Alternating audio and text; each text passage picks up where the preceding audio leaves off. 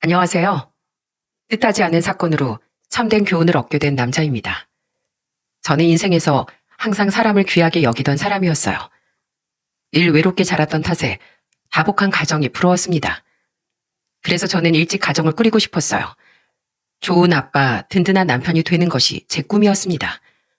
하지만 남들한테는 쉽게 허락되는 꿈이 저한테는 첩첩산중처럼 어려웠어요. 아마 제 사연을 끝까지 들어보시면 저런 기구한 팔자가 다 있나 싶으실 겁니다. 저는 사실 어머니에 대한 기억이 거의 없습니다. 어린 시절 저는 할머니와 아빠, 저까지 이렇게 세 식구가 살았거든요. 그러다가 제가 유치원 시절에 아버지께서 몇 장 없던 가족 사진을 보여주면서 말씀해 주셨던 기억이 납니다. 제가 유치원생이 되면서 엄마에 대한 궁금증이 자꾸 생기니까 그날 저한테 사진을 보여주면서 힘든 목소리로 저한테 아버지께서 이런 말씀을 해주셨던 거죠. 성호야, 여기 사진 보이지? 성호를 낳아주신 엄마야. 엄마요? 저희 엄마 맞아요? 성호 낳아주고 잠시나마 키워주신 엄마야. 근데 우리 엄마 이제 어디 계세요? 왜 지금은 없어요? 저도 엄마 보고 싶어요. 성호야, 엄만 하늘에서 우릴 보고 계셔. 우리 성호 낳고 키워주시다가 너무 천사 같아서 하늘에서 먼저 데려가셨어. 아빠, 이제 정말 그럼 엄마 못 와요? 전 인사도 못했는데요. 아빠가 엄마 몫까지 다 해줄게. 항상 이 아빠가 성호 곁에 있어줄게. 처음으로 엄마에 대해 물었던 저는 아빠 품에서 한참 동안 울었습니다. 아빠 할머니랑 살면서 저는 충분히 행복했습니다. 하지만 엄마의 빈자리는 달랐어요. 무언가 채워도 계속해서 비워지는 거, 그게 엄마의 빈자리였거든요. 그때 할머니께서 할아버지를 먼저 떠나보내시고 혼자 살고 계셔서 저와 아버진 할머니 집에서 같이 살게 됐어요. 아버지가 일 나가시면 저를 돌봐주시는 사람은 할머니가 유일하셨습니다. 공장에서 주야간 2교대로 일하시던 아버진 야간 근무 땐 회사 기숙사에서 생활하셨죠. 그래서 할머니는 혼자서 절 돌봐주셨고 유치원에 다녀오면 밥을 챙겨주며 말씀하셨어요.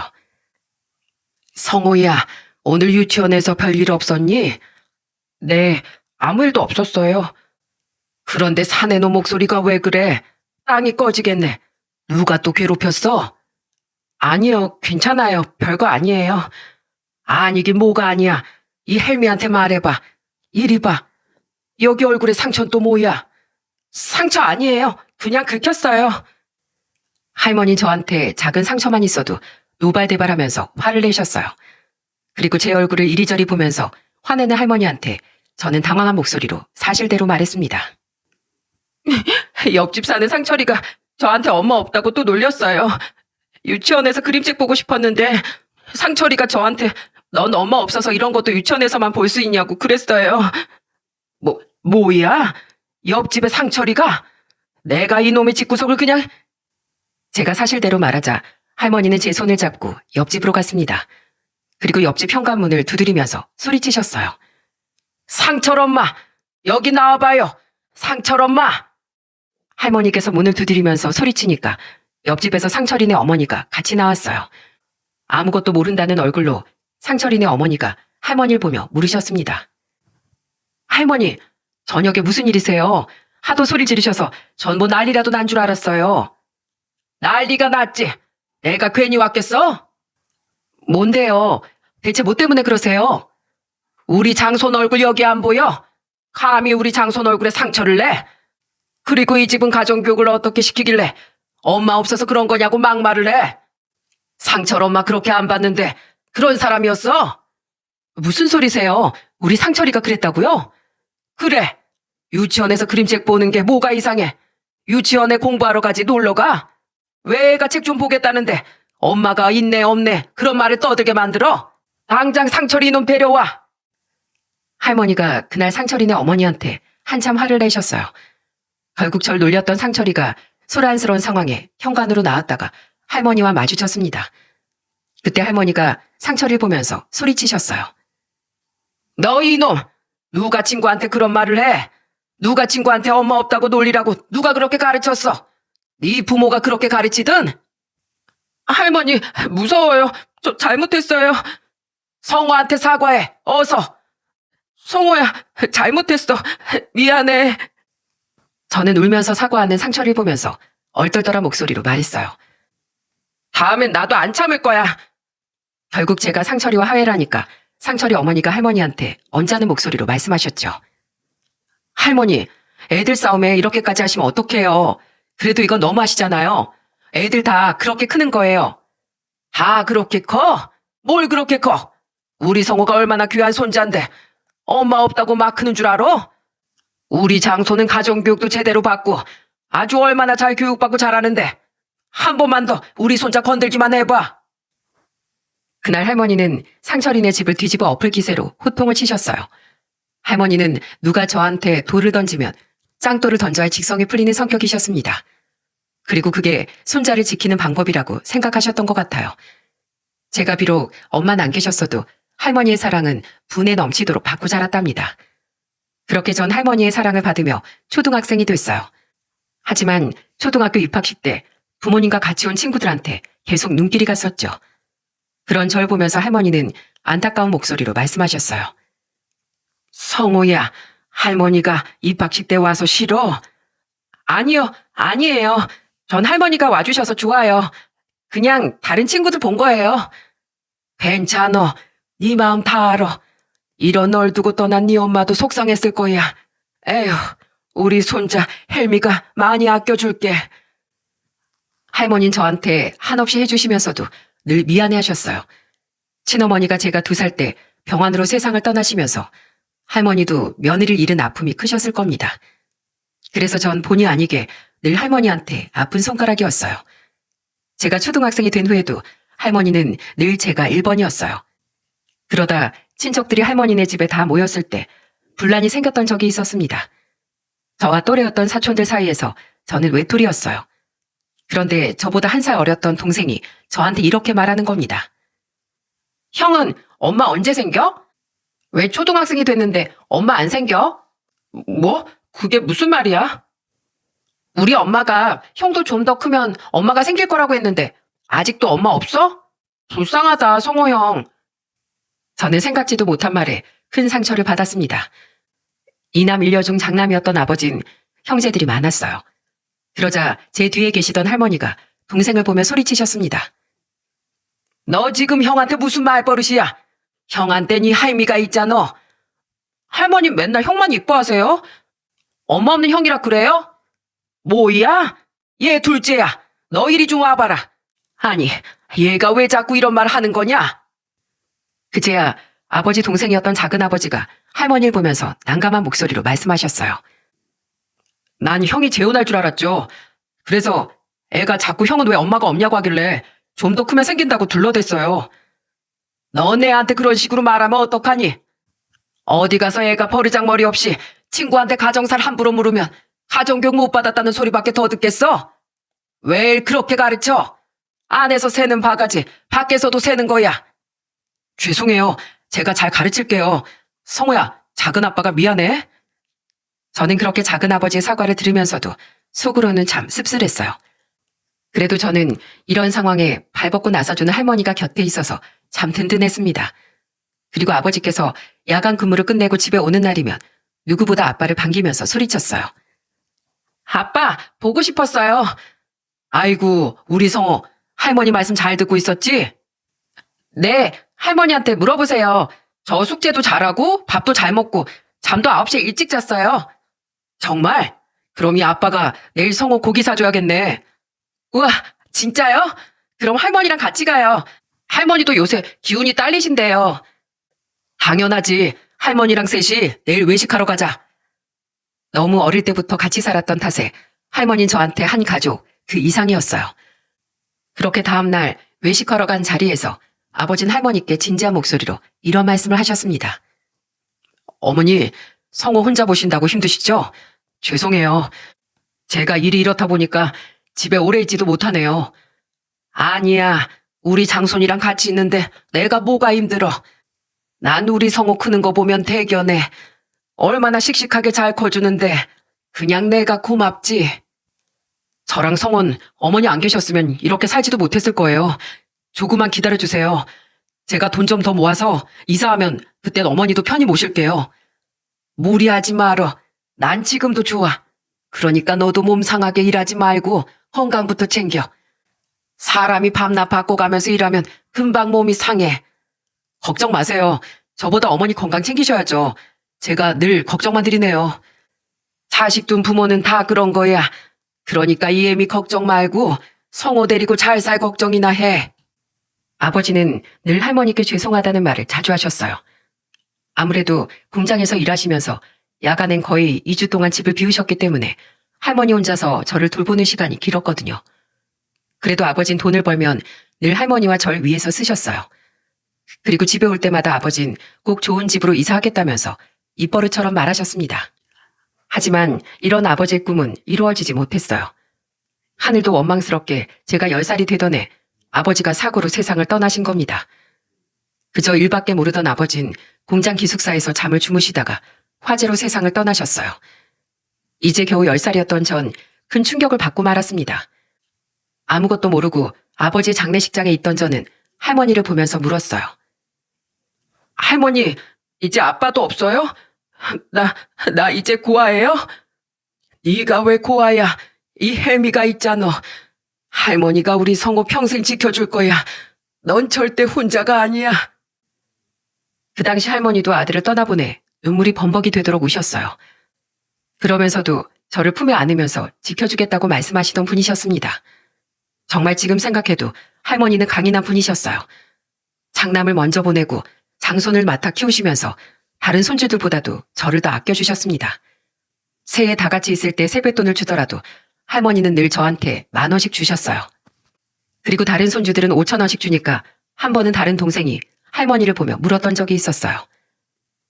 할머니, 왜 형만 10,000원 주고 우린 5,000원이에요? 우리 집 장손이잖아, 장손. 원래 집안의 장손한텐 대우를 해줘야 하는 거야. 그러니까 너희들도 형 말 잘 들어. 네, 할머니. 할머니 호통에 다른 동생들은 입을 삐죽거리면서 대답했습니다. 그렇게 할머니 나름대로 가족들 사이에서 제 입지를 만들어주려고 하셨어요. 그래서 저도 할머니와 둘이 살면서 유일한 가족을 할머니라 생각하며 많이 의지했어요. 하지만 마냥 좋다가도 할머니의 과잉사랑에 부끄러웠던 적도 있었습니다. 제가 중학생일 때 할머니는 해장국 가게를 운영하기 시작하셨는데 가게 문 10시간에 학교를 쫓아 오신 겁니다. 알고 보니까 할머니는 제가 같은 학교 선배한테 돈을 뺏긴 걸 알고 돈 뺏어간 형을 찾겠다고 오신 겁니다. 할머니는 학교 교실 복도가 울릴 정도로 소리를 치면서 말씀하셨어요. 누구야? 누가 우리 손자 돈을 뺏어갔어? 저는 학교 수업 중에 할머니의 목소리를 듣고 깜짝 놀랐습니다. 그 당시 저는 상습적으로 학교 형들한테 돈을 뺏기고 있었죠. 그런데 그때 할머니가 집에서 청소하시다가 제 일기장을 보고 다 알게 되신 겁니다. 저는 너무 놀라서 학교 복도부터 소리치면서 교무실로 가는 할머니를 쫓아갔어요. 할머니, 여기서 뭐 하세요? 누구야? 누가 너 돈 뺏었어? 그걸 어떻게 하셨어요? 숨긴다고 숨겨져? 누구야? 당장 말해. 누가 우리 장손을 괴롭혀? 할머니가 노발대발 화를 내시니까 담임 선생님까지 교무실에서 할머니를 보고 놀란 목소리로 말씀하셨습니다. 성호 할머님, 학교 무슨 일이세요? 우리 성호가 학교에서 돈을 뜯긴다는데 선생님은 알고 계셨습니까? 애가 말은 못하고 얼마나 속을 끓였겠어요? 예? 성호가 돈을 뺏겼다고요? 학교 측에서 모르는 사실이었습니다. 저희가 알아보고 훈계할 테니까 일단 진정하십시오. 내가 진정하게 생겼습니까? 이런 일이 또 안 생길 거라고 장담할 수 있으세요? 네, 저희가 이런 일 또다시 없도록 제대로 훈계하겠습니다. 정말 죄송합니다. 내가 항상 우리 손자 뒤에서 두 눈 시퍼렇게 뜨고 있다는 걸 잊지 마세요. 아시겠어요? 그렇게 할머니는 담임선생님께 호통을 치고 돌아가셨어요. 그런 할머니의 사랑이 고마우면서도 저런 상황에는 창피하기도 했습니다. 그래서 그날 저녁 저도 모르게 할머니한테 화를 내면서 말했어요. 할머니, 학교 왜 오셨어요? 제가 아직도 뭐 애인 줄 아세요? 뭐? 성호야, 이 할머니는 다 널 생각해서 그런 건데 이게 무슨 소리야? 오늘 할머니가 학교 뒤집고 가서 얼마나 제가 창피했는 줄 아세요? 난 우리 손자가 괴롭힘 당하는데 말도 못하고 있으니까 도와주고 싶어서 그랬던 거야. 성호야, 이 할머니 말 좀 들어봐. 저도 선생님께 말하려고 했어요. 할머니가 굳이 학교까지 쫓아오지 않았어도 제가 다 말하려고 했다고요. 왜 자꾸 학교로 무작정 쫓아오세요? 쪽팔리니까 제발 그만 좀 하세요. 저는 그날 속상한 마음에 할머니께 화를 내고 방으로 들어갔습니다. 한창 예민할 나이에 저는 무작정 학교까지 온 할머니가 창피했습니다. 하지만 이렇게 화를 낸 저도 마음이 편하지만은 않았어요. 그런데 몇 시간이 흐른 뒤 할머니는 오히려 제 방문을 조심스럽게 두드리면서 말씀하셨습니다. 성호야, 헬미가 미안하다. 다시는 안 그러마. 그러니까 나와서 저녁 먹어. 밥은 먹어야지. 미안한 목소리로 말씀하시는 할머니의 말씀에 전 제 자신이 너무 부끄러웠어요. 그래서 저는 방문을 열고 나가서 할머니를 보며 말했어요.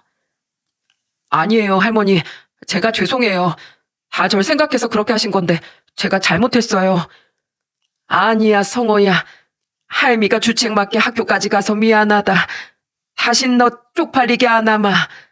아니에요, 할머니. 전 할머니가 있어서 너무 든든했어요. 그러니까 그런 말씀 하지 마세요. 그리고 이젠 제가 할머니 지켜드릴 수 있게 살게요. 죄송해요. 아니다. 우리 손주. 말만으로도 할머니는 든든하다. 미안해 하지 말어. 어서 밥 먹자. 할머니는 화만 내는 손자 뭐가 예쁘다고 밥까지 챙겨주세요.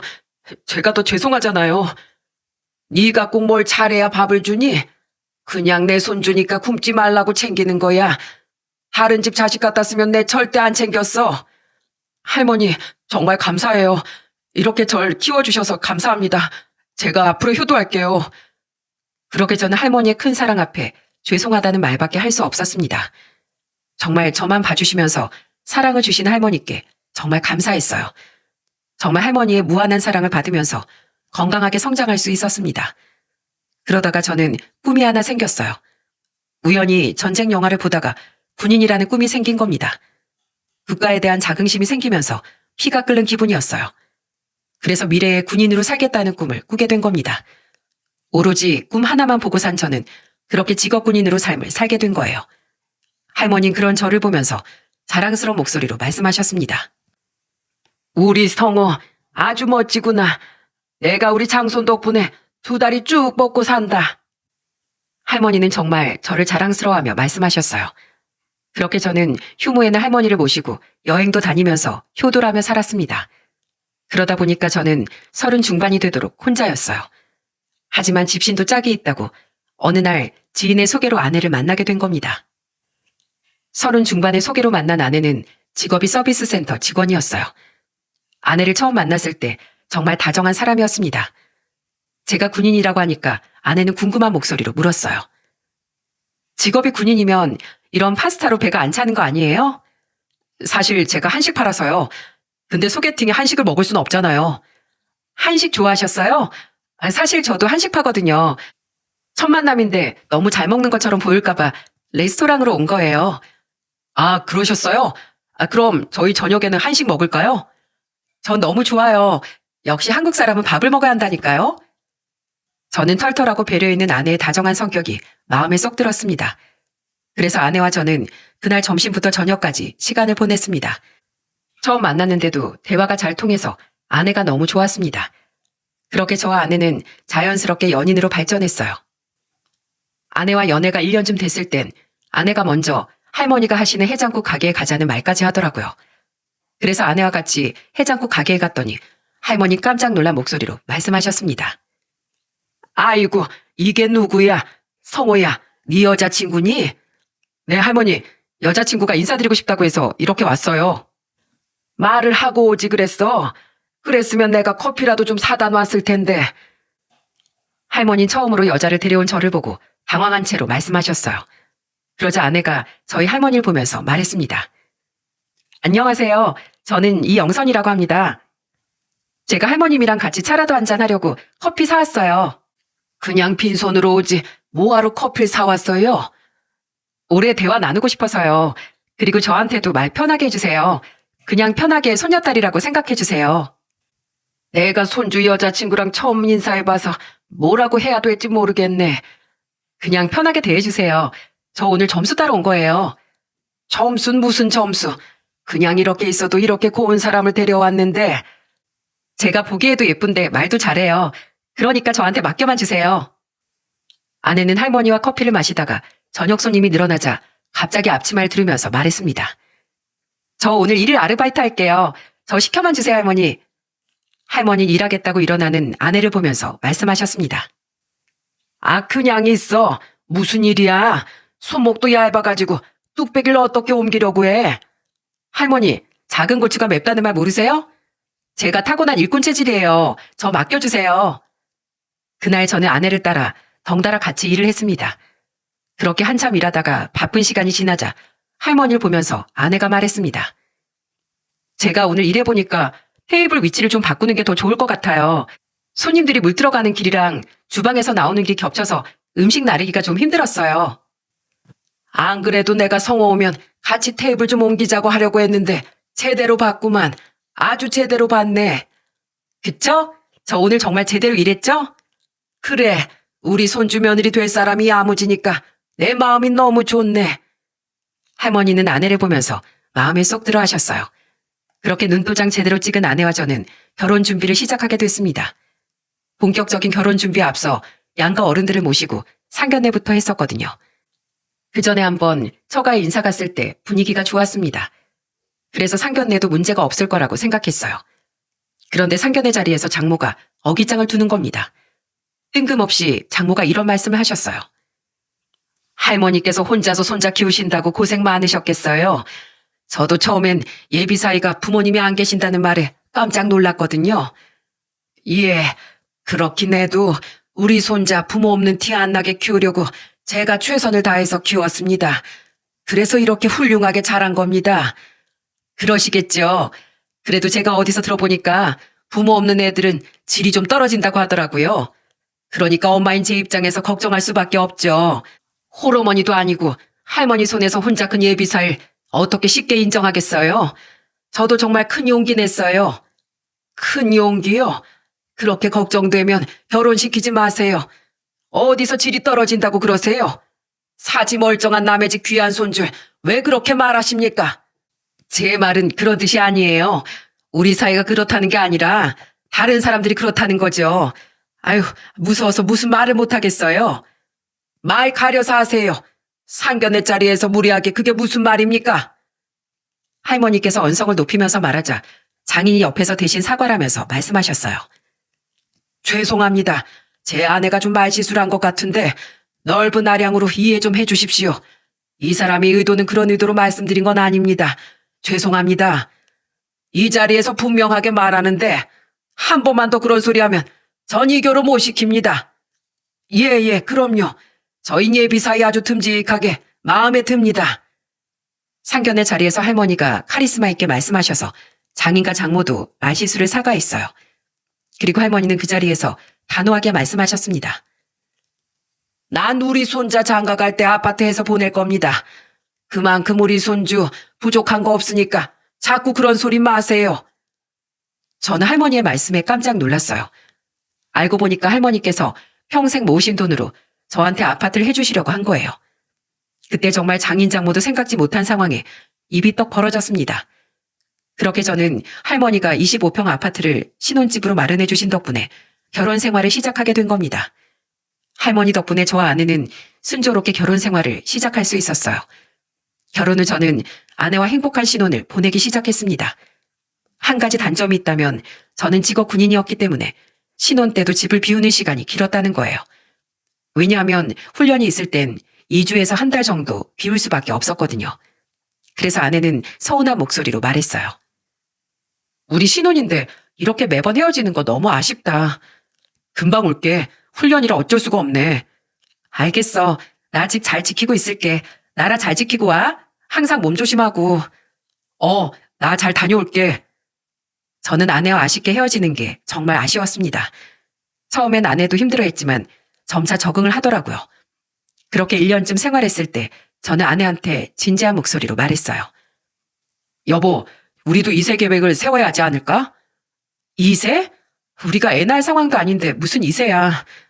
우리가 왜 애 낳을 상황이 아니야. 갚아야 할 대출금이 있는 것도 아니고 우리 그동안 돈도 잘 모으고 있었잖아. 당신이 계속 훈련 가는데 그럼 나 혼자 독박 육아 하라는 거야? 난 아직 아이 키울 마음의 준비가 안 됐어. 그때 저는 아내가 아이 키울 준비가 안 됐다는 말에 당황스러웠어요. 아내가 이렇게까지 싫다고 하니까 더 이상 아이 문제 꺼낼 수가 없었습니다. 하지만 할머니께서는 이런 상황을 모르셔서 저를 볼 때마다 이런 말씀을 하셨습니다. 너흰 애기 소식은 없니? 내가 더 늙기 전에 증손주 좀 안아보고 싶네. 제가 요새 일이 바빠서요. 일만 좀 안정되면 좋은 소식 들려드릴게요. 일도 좋지만 가정을 꾸렸으면 아이를 키워야지. 그래야 부부 사이도 끈끈해지는 거야. 할머니는 저만 보면 증손주가 보고 싶다며 말씀하셨습니다. 아무래도 할머니도 점점 연세가 드시다 보니까 증손자를 안아보고 싶으셨을 거예요.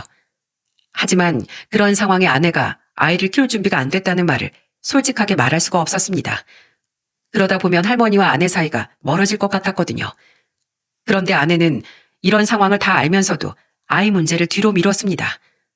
그래도 아이 문제는 아내 의견이 1순위니까 제 생각을 강요하지 않았습니다. 하지만 아내는 이런 저의 배려에도 이기적인 모습을 보였어요. 한 번은 제가 오랜만에 집에 왔었는데 아내가 친구들을 데려온 겁니다. 그때 당황한 저를 보면서 아내가 말했습니다. 당신 왔어? 내가 미리 말 못했지? 오늘 내 친구 생일이라서 우리 집에서 같이 생일 파티 하려고. 괜찮지? 그래. 이미 왔는데 재밌게 놀아. 역시 우리 여보가 최고라니까. 고마워. 오랜만에 훈련을 끝내고 집에 왔는데 제대로 쉬지도 못하고 불편했어요. 심지어 처음 보는 아내 친구들은 집에서 고성방갈하면서 술까지 마셨습니다. 참다 못한 저는 밤늦은 시간까지 술을 마신 아내한테 가서 말했어요. 여보, 이제 그만하고 자리 정리해. 아파트에서 밤 12시 이게 뭐 하는 거야? 내가 당신 때문에 얼마나 외로운데 술도 못 마셔. 그럼 난 무슨 재미로 살아?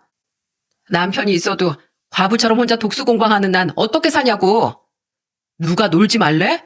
그런 게 아니라 이 시간엔 자리 정리하는 게 맞다는 거잖아. 아, 진짜 산통 다 깨버리네 그냥. 아내가 갑자기 소리를 지르자 친구들은 그제야 시계를 보더니 당황한 목소리로 말했습니다. 영선이가 좀 취했나 봐요. 저희 이만 가볼게요. 친구들은 적당히 눈치를 보고 가려는데 아내는 만취한 목소리로 친구들을 잡으려고 했습니다. 결국 전 훈련을 끝내고 몇 주 만에 집에 오자마자 취한 아내가 어질러 놓은 집안을 정리하기까지 했어요. 화가 머리끝까지 났지만 취한 사람이랑 무슨 얘기를 하나 싶어서 저는 꾹 참았습니다. 그리고 다음날 아침 정신이 돌아온 아내가 정신을 차리고 물었어요. 여보, 내가 어제 몇 시까지 마신 거야? 아무리 집에서 마시는 거라도 그렇게 만취할 정도로 술을 마시면 어떡해? 나 이제 훈련 끝내고 2주 만에 집에 왔는데 이게 뭐야? 내가 언제 대단한 대접 해달라고 한 적 있어? 난 당신한테 대단한 대접 바란 적 없었어. 근데 최소한 내가 오랜만에 집에 오면 밥 정도는 같이 먹을 수 있는 거 아니야? 여보, 정말 미안해. 어젠 내가 미쳤었나 봐. 나 처음으로 친구들 초대해 본 거야. 그래서 너무 신나서 그랬나 봐. 내가 대체 당신 어디까지 이해해줘야 돼? 다신 안 그럴게, 여보. 내가 진짜 미안해. 한 번만 봐줘. 저는 애원하는 아내를 보면서 다신 안 그러겠다는 약속을 받았습니다. 하지만 그 후로 아내가 묘하게 밖으로 돈다는 느낌을 받은 적이 있었어요. 제가 집에 있을 때였는데 아내가 일주일 내내 야근을 하는 거예요. 아무리 생각해봐도 서비스 센터에서 일하는 아내가 무슨 야근을 하는지 이해가 안 갔습니다. 야근이 할 수 있겠지만 그렇게 야근이 많을까 궁금한 겁니다. 그래서 저는 일 때문에 늦는다고 전화하는 아내한테 정말 궁금한 목소리로 물었습니다. 일이 바쁜 건 알겠는데 무슨 일 때문에 그렇게 늦는 거야? 그걸 왜 물어? 나도 회사 일 때문에 늦을 수도 있지. 벌써 야근이 2주째잖아. 그럼 어느 정도 내가 이해할 수 있게 말은 해줄 수 있는 거 아니야? 뭐야? 지금 날 의심하는 거야? 당신도 훈련한다고 2주씩 집에 안 오잖아. 그때마다 내가 의심했으면 좋겠어? 당신 진짜 어이없다. 나 바쁘니까 끊어. 저는 아내한테 정말 궁금해서 물어본 건데 화들짝 놀라면서 화내는 아내 반응이 당황스러웠습니다. 결혼 2년 차쯤 되니까 왠지 아내와 점점 더 멀어지는 기분이었어요. 시간이 지날수록 가까워져야 하는 부부 사이가 점차 멀어지기 시작한 겁니다. 저희 사이는 점점 말이 없어지기 시작했어요. 그러다가 훈련 가기 전에 할머니가 전화를 하신 적이 있었습니다. 성호야, 너 또 훈련 가니? 네, 어떻게 하셨어요? 이쯤마다 가는 것 같아서 내 전화해봤어. 이번엔 얼마 있다가 오는 거야? 한 3주 정도 뒤에 올 것 같아요. 그래? 그러면 너 올 때쯤 반찬 좀 집에 가져다 줄게. 힘드시게 뭐하러 그러세요? 그런 소리 하지 말어. 이 헬민 하나도 안 힘들어. 감사해요. 제가 다녀와서 좋은 거 모셔갈게요. 그래, 너 몸 조심해서 잘 다녀와라. 그렇게 저는 아내한테도 못 받은 배웅을 할머니께 받으면서 떠났어요. 그런데 제가 훈련을 다녀오고 나서 정말 기가 막힌 소리를 듣게 됐습니다. 훈련을 마치고 나온 저한테 할머니께서 걱정 가득한 목소리로 말씀하셨어요. 성호야, 내가 아무리 고민해봐도 너한테 이 말은 꼭 해야겠다. 네? 무슨 말이길래 고민까지 하셨어요? 내가 반찬 냉장고에 넣어주려고 네 집에 갔다가 이상한 광경을 봤지 뭐야. 아무래도 네 아내가 수상하다. 조심해라. 보통 년이 아니야. 뭔가 숨기고 있는 것 같아. 그게 무슨 소리세요? 제가 깜짝 놀란 목소리로 물으니까 할머니는 반찬 주려고 갔다가 본 수상한 광경을 저한테 말씀해 주셨어요. 할머니께서 그날 반찬을 챙겨서 집에 갔는데 초인종을 누르자 아내가 한참 뒤에 나왔다는 겁니다. 한 5분쯤 지나니까 아내가 나오더니 할머니를 보면서 당황한 표정으로 말했다고 했어요. 할머니, 여기 무슨 일로 오셨어요? 내일 성우가 훈련 끝나고 나오잖아. 그래서 반찬 좀 가져왔어. 근데 넌 벨 누른 지가 언젠데 이제 문을 열어. 아, 제가 화장실에 있었어요. 어서 들어오세요. 그렇게 겨우 집에 들어간 할머니는 신발장에서 수상한 신발을 봤다고 하셨습니다. 그런데 집 안에 들어가 보니까 정장을 입은 남자가 있었다는 거예요. 그래서 할머니가 놀란 목소리로 아내한테 물었다고 했어요. 이 사람은 누구냐? 정수기 필터 갈아주러 온 분이세요. 그런데 아무리 봐도 행색이 필터 갈러 온 사람 같지 않아 빤히 쳐다봤다고 했습니다. 그때 정수기를 수리하러 왔다는 남자가 당황한 목소리로 말했다고 했어요. 다 끝났습니다. 정수기는 바로 사용하시면 됩니다. 다급하게 말하고 허둥지둥 집을 나가는 그 남자가 아무리 봐도 할머니 눈엔 수상해 보였던 겁니다. 그리고 저한테 이런 상황을 전달해 주시면서 이렇게 말씀하셨어요.